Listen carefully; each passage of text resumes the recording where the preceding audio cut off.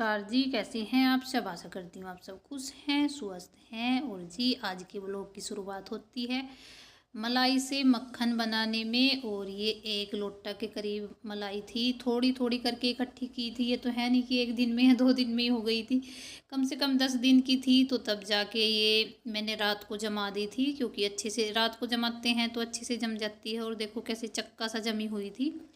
और आरू का भी टाइम नहीं हुआ है और आयु चला गया है स्कूल में। तो जी मैंने इसमें गर्म पानी डाल के लगा दी है रई। और ये जो छोटे वाली रई है हमारी, ये आ जाती है इजीली हमारी छोटी सी पतीली में भी।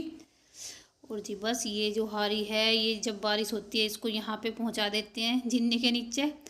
और अब धूप निकल गई है तो मैंने इसको वहीं पे इसकी जगह पे रख दिया है। तो इसका हारी का यही होता है, उठक बैठक। और जी बस आरू को लग रही है मम्मा के साथ मस्ती करने की। तो ये कह रही है मम्मा यहीं आ जाओ। दोनों की मस्तियाँ चल रही है हमारी माता पुत्री की। और इसकी हरकतें भी क्यूट सी हैं आरू की।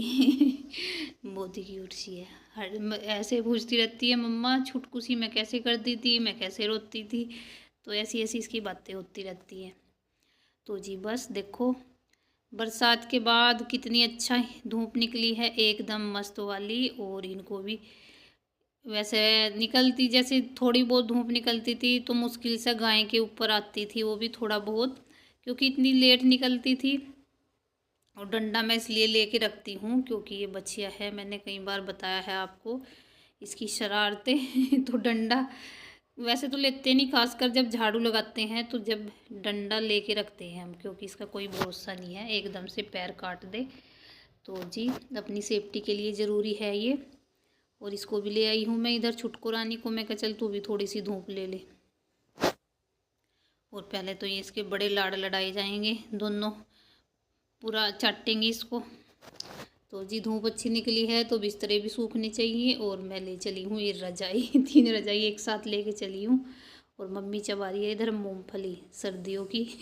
सर्दियों के बादाम होते हैं मूंगफली, तो अगर खाने लगते हैं तो पता ही नहीं चलता कि कितनी खा ली कितनी नहीं।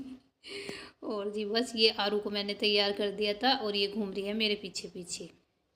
और मम्मी गई है उधर आरू को छोड़ने के लिए। और ये है जो मक्खन बन गया था, मतलब इसमें से मलाई में से मक्खन बन गया था। और देखो ये तो है नहीं कि एक दिन में इकट्ठा हो गया, तो धीरे धीरे। और वैसे भी मलाई वेस्ट ही जाती है, अब कोई नहीं खाता मलाई। जैसे दूध वैसे थोड़ी सी भी आ जाती है ना तो उसको भी छान के निकाल देते हैं। तो इससे अच्छा गाय के उसमें खल के उसमें जाए। तो मैंने थोड़ी थोड़ी करके इकट्ठा कर ली है। और देखो इसमें से घी भी निकल जाएगा और सेहत भी बनेगी घी से, और देखो बचत भी होगी।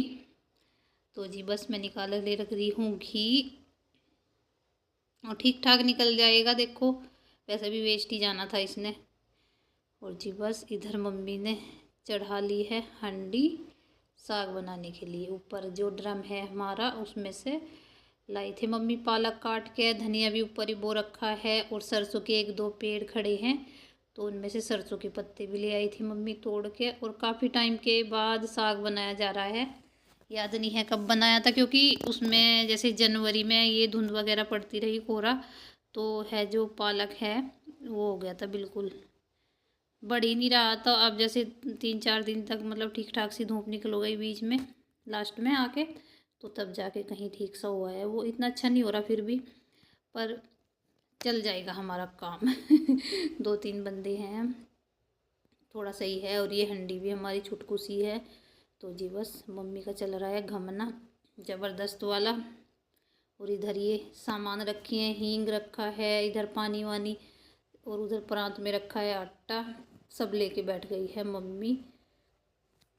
और मैं जो मक्खन बनाता ये, और इसको मैं पिघला के रख दूंगी फ्रिज में। वैसे तो मैंने इसको अच्छी तरह से धो लिया है, मुश्किल ही है जो इसमें लस्सी निकलेगी। जब अच्छी तरह से धो लेते हैं तो धोते हैं जब, तब निकल जाती है लस्सी। तो जी बस मैं इसको पिघला के रख दूंगी फ्रिज में। मुझे लगता नहीं वैसे अगर निकलेगी, अगर देखो इस तरीके से एक आधी बार धोते हैं और फिर रख देते हैं ऐसे पिघला के, मतलब ये नहीं कि सुबह ही बुलोया सुबह ही रख दिया, तो शाम के टाइम इसको पिघला के रख दो और फ्रिज में, और फिर इसमें से लस्सी निकल जाती है। और फिर कम से कम 5 या 7 मिनट लगती है इसको घी को ताने में।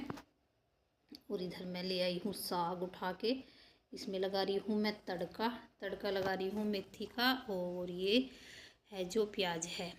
और ये थोड़े से मतलब एक्स्ट्रा काटे थे प्याज, तो बच्चे तो खैर खाते नहीं साग, तो उनके लिए बनाऊँगी मैं नमकीन चावल। और जी बस लग रही हूँ मैं तड़का लगा के। साग और ज़्यादा टेस्टी लगता है, बहुत टेस्टी लगता है, बिना तड़के के नहीं लगता इतना अच्छा जितना तड़का लगा के लगता है।